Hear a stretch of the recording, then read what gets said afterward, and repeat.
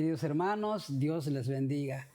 Lindo y feliz Santo Sábado. Sean todos bienvenidos a la Iglesia en Estudio, un programa diseñado por nuestro ministerio, el Evangelio Eterno, para usted. Hoy estaremos viendo, queridos amigos y hermanos, el pecado, el Evangelio y la ley. Muy interesante, ¿no, pastor? Sí, vamos avanzando acerca del estudio cómo crecer o cómo incrementar nuestra relación con Dios, ¿no? Y dentro de eso hoy vamos a estudiar en esta semana el significado de pecado y qué papel juega el Evangelio y la ley también, ¿verdad? Por cada uno de estos nos va a permitir a nosotros a profundizar un poco más o tener una visión más clara acerca de cómo el pecado, ¿verdad?, entró como por un hombre y pasó a todos los hombres, y el pecado, cómo se revela en nosotros, para qué Dios puso la ley, y luego el Evangelio, la función del Evangelio. Es que eso vamos a aprender en esta semana. Hay muchos temas importantes para nuestro crecimiento espiritual, pero antes de que nada, invitamos a ustedes compartan este programa, la Iglesia en Estudio, a través de las plataformas de YouTube y Facebook, y también mencionando siempre, dándole esa, ¿cómo se dice? Dando la voz de verdad, que tenemos un canal 44.8 del Evangelio Eterno al sur de California, y tenemos los canales que están en Phoenix y en El Paso, Texas. Y tenemos también, creo que la página web, ¿no? www.elevangelioeterno.com. Así es que tenemos también en la página web. Compartan, hermanos, el programa para que también la audiencia vaya creciendo y se esparciendo la palabra de Dios. Usemos los medios que Dios ha puesto a nuestro alcance para compartir el Evangelio. Bueno, queremos invitar a los queridos hermanos que nos acompañen. Vamos a orar, a pedir la dirección del Señor para poder Amén. Dar principio a nuestro estudio de este día. Bendito Padre Celestial, alabado y glorificado y bendecido sea su nombre, Señor. A usted sea la honra, la gloria, la adoración y la alabanza. Te damos gracias, Padre Santo, por darnos el privilegio de poder venir y compartir el estudio de tu bendita palabra con la audiencia que nos acompaña semana tras semana, Señor. Pedimos y rogamos, Señor, permite que tu Santo Espíritu sea nuestro maestro, nuestro guía y nuestro ayudador. Prepara el corazón, la mente de cada uno de nuestros hermanos y amigos, Señor, que nos van a estar acompañando esta semana. Que tu palabra llegue a esos corazones y que tu palabra no regrese vacía a ti. Permítenos escondernos atrás de Cristo Jesús, bendito Dios, para que a Cristo Jesús sea la honra, la gloria, la adoración y la alabanza. Te lo pedimos en el nombre de Cristo Jesús. Amén. Amén. Bueno, pastor, el pecado, el Evangelio y la ley. Qué importante es, ¿no? Sí. Mire cómo nuestro texto de memoria, Salmo 119, versículo 93 y 94, dice: jamás olvidaré tus mandamientos, porque con ellos me has vivificado. Tuyo soy. Sálvame porque he buscado tus mandamientos. Interesante, ¿no? Sí. Y empieza el escritor de la lección de esta semana, de hoy, día, dice: el pecado es, sin duda, el mayor obstáculo para una relación estrecha con Dios. Es uno de los mayores obstáculos para que nuestras oraciones lleguen a Dios. Exactamente, pero gracias a Dios que, fíjense, pastor, no vamos a tomar el tema de la ley hoy, pero a Dios primero cuando Dios nos llama, primero Dios nos hace ver que somos pecadores. Claro. ¿Cierto? O sea, y para que tengamos esa necesidad de buscar el perdón de Dios, ¿verdad? Y esa es la función de la ley prácticamente. Porque el anhelo de Dios es tener una relación más que de nosotros, porque si de nosotros no sale esa necesidad de buscar a Dios, ¿no? De tener una relación con Él. pero sin embargo Dios busca eso ahora en nosotros, a entablar una relación con Él. Y Él busca los medios, ¿cierto? Y eso lo hace a través de la ley. Ahora, en cualquier relación, ¿verdad? Que interpersonal que tenemos, ya sea en nuestra familia, ¿verdad? Relación con amigos, con familiares, con la sociedad, a veces no hay una buena relación, ¿cierto? Porque hay algo que se interpone. Y a veces son enemistades, muchas cosas que pueden interferirse. Pero en este caso, aquí lo que acaba de leer usted, dice que el pecado es sin duda, no dice el menor, dice que el mayor obstáculo para una relación estrecha con Dios. Ahora, ya hemos leído las veces pasadas, pero Dios nos revela aquí, el pueblo de Dios, si lo ponemos proyectar en la pantalla, Isaías 59. Por cierto, pastor, el pecado nos separa de Dios, ¿no? El pecado trae separación de Dios y lo peor de todo, nos va consumiendo poco a poco. Sí. Y al final uno termina separado de Dios. Sí, pero sí, exactamente. Pero a veces uno puede no saberlo. Exactamente. ¿Cierto? ¿Y cómo lo podemos saber? Y por eso es que yo creo que en las lecciones que vienen, Dios nos va a presentar cómo nosotros podemos saber la condición en que estamos. Porque hay personas, dicen, pues yo no peco, no hago nada malo a nadie. O sea, no tiene necesidad, como no se siente pecadora, pues no tiene necesidad de buscar. Ahora Dios a través de su palabra revela el pecado, ¿verdad? Ahora leamos, dice Isaías 59. 59.2. Isaías 59.2. Vamos a ver qué dice Isaías 52. Interesante, ¿no, pastor? La lección de hoy.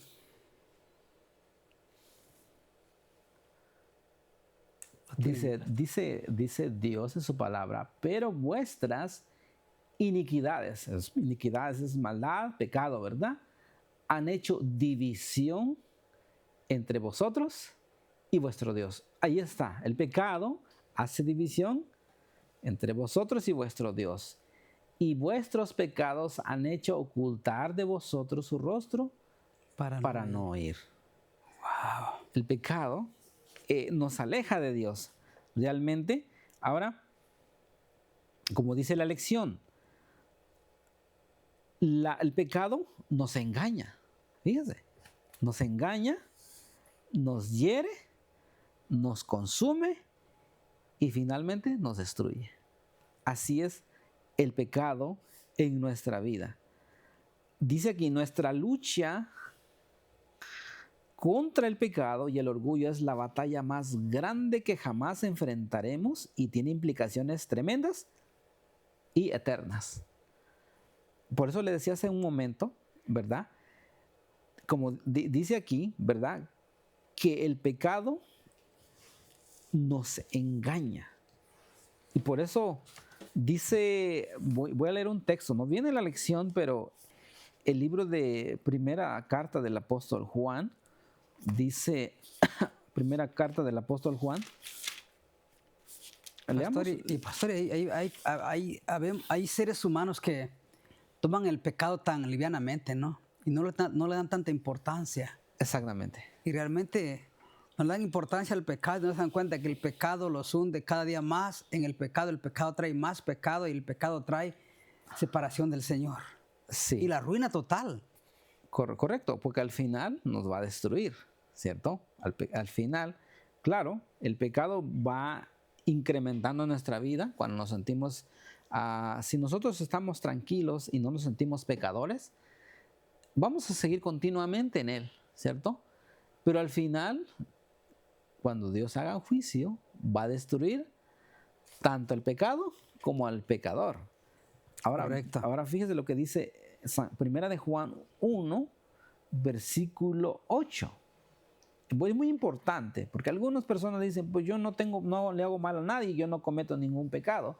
Pero dice aquí, si decimos que no tenemos pecado, nos engañamos a nosotros mismos. Y la verdad no está en nosotros.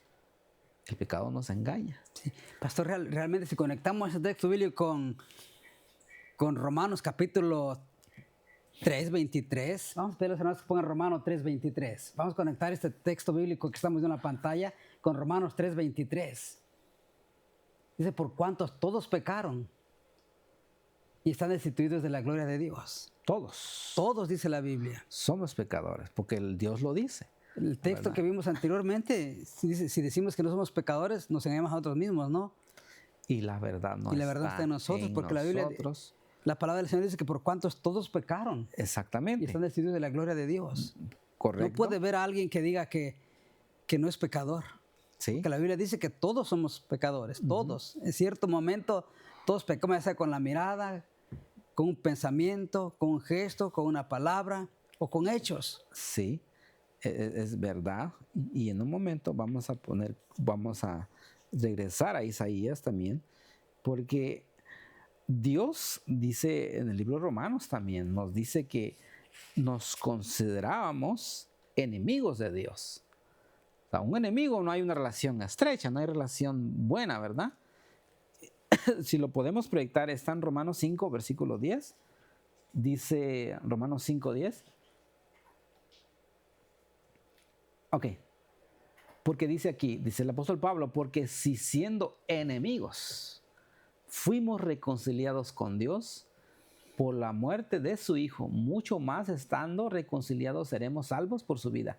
Dice que antes nosotros éramos enemigos de Dios, pero ahora hemos sido reconciliados con Dios y la reconciliación viene por la muerte de nuestro Señor Jesús.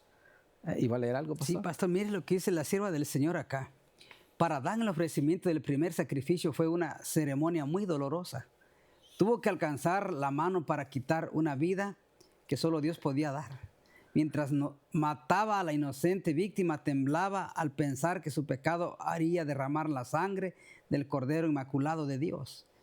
Esta escena le dio un sentido más profundo y vivido de la enormidad de su transgresión, que nada sino la muerte del querido Hijo de Dios podía expiar, y se admiró de la infinita bondad que daba semejante rescate para salvar a los culpables. Pero dice más abajo, dice, la ley y el evangelio están en perfecta armonía.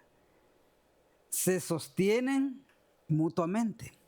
La ley se presenta con toda su majestad ante la conciencia, haciendo que el pecador sienta su necesidad de Cristo como la propiciación de los pecados.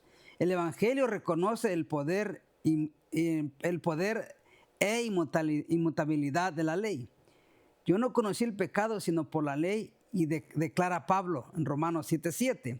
La convicción del pecado impele al pecador hacia el Salvador. En su necesidad, el hombre puede presentar el poderoso argumento suministrado por la cruz del Calvario. Puede demandar la justicia de Cristo, pues es impartida a todo pecador arrepentido. Sí. Lo que usted leyó hace un momento, que la ley y el evangelio. Adán cuando pecó no podía, o sea, cuando realmente tuvo que sacrificar al cordero, al animal, ¿verdad? Inocente, se dio cuenta qué tan grande y enorme era el pecado, ¿cierto?